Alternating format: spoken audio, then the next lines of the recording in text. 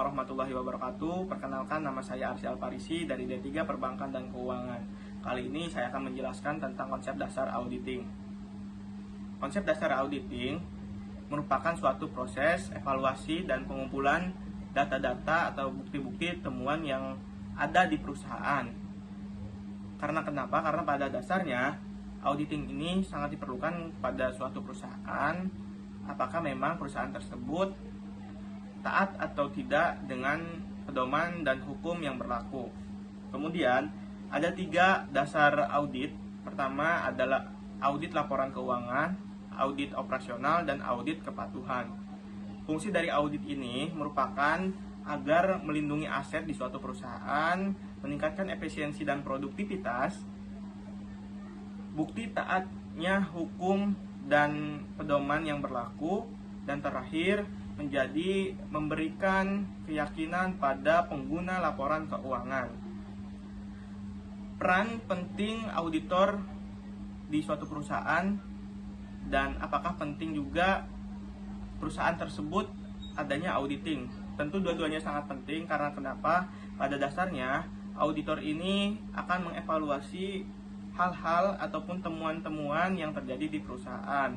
Biasanya bentukannya adalah saran dan rekomendasi agar tidak terjadinya lagi di periode selanjutnya. Kemudian, apakah perusahaan perlu adanya auditing? Tentu sangat perlu dan penting. Besar kecilnya suatu temuan di suatu perusahaan, maka itu akan menjadikan representatif kinerja perusahaan tersebut. Kalau misalkan perusahaan tersebut tidak menindaklanjuti hasil temuan-temuan, maka akan terjadinya kemunduran, bahkan akan terjadinya kebangkrutan di suatu perusahaan. Nah, itu secara singkat konsep dasar auditing. Terima kasih. Selanjutnya dilanjutkan oleh teman saya. Perkenalkan, nama saya Sandri Gunawan dari jurusan D3 Perbankan dan Keuangan. Nah, saya akan menjelaskan yaitu Standar Akuntansi Keuangan atau singkatannya disebut SAK. Nah, kita akan jelasin dulu itu, apa itu standar akuntansi keuangan. Misal Anda ingin membuat laporan keuangan perusahaan seperti catatan keuangan, beberapa uang masuk, keluar, hutang, serta keuntungannya. Nah, supaya laporan itu rapih dan mudah dimengerti, bahkan bisa dibandingkan dengan perusahaan lain, maka pasti ada aturan ataupun template ataupun format tersendiri. Nah, dari sinilah standar akuntansi keuangan. Standar akuntansi keuangan merupakan 1. Membuat laporan keuangan yang jelas dan mudah dimengerti oleh pembaca. 2. Membantu investor bank atau pemerintah yang mereka percaya bahwa laporan keuangan itu benar. 3. Membuat perbandingan yang adil bagi laporan perusahaan A dengan laporan perusahaan B.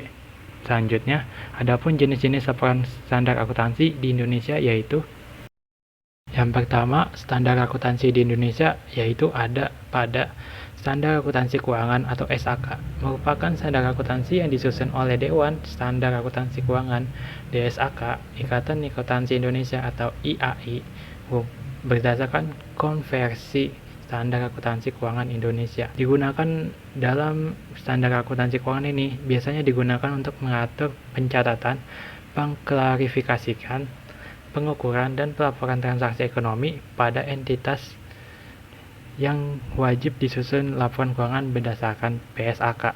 Selanjutnya yaitu ada akuntansi keuangan entitas tanpa akuntabilitas publik atau SAK etap. SKK etap merupakan standar akuntansi yang disusun untuk memenuhi kebutuhan pelaporan keuangan serta entitas tanpa akuntansi publik. SKK etap lebih sederhana dan lebih mudah serta mudah dipahami dibandingkan dengan SAK, hingga lebih cocok untuk entitas kecil dan menengah. Nah, selanjutnya yang ketiga yaitu standar akuntansi keuangan entitas privat atau SAKEP.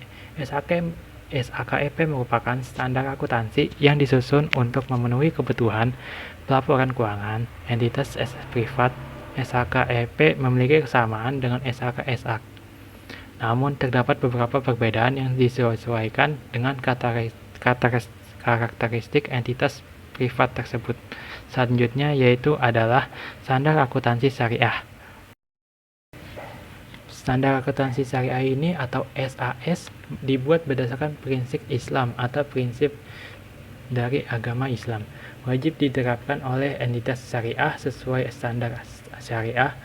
SAS ini mengatur bagaimana transaksi dan peristiwa ekonomi yang berkaitan dengan syariat Islam dicatat dan diklarifikasikan, diukur, dan dilaporkan dalam laporan keuangan tersebut.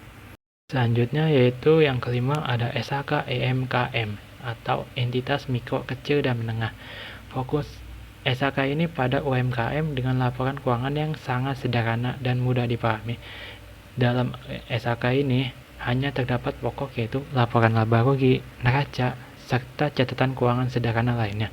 Bahasa yang dibuat pun mudah dimengerti supaya UMKM bisa menyusun laporan tanpa akuntansi yang rumit dan mudah dipahami oleh si pemilik.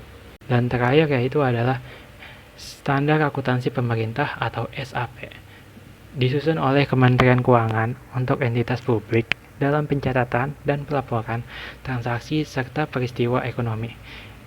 SAP ini wajib diterapkan oleh semua entitas publik yang menyusun laporan keuangan berdasarkan SAP, standar akuntansi pemerintah itu sendiri. Mungkin itu saja dari saya. Assalamualaikum warahmatullahi wabarakatuh.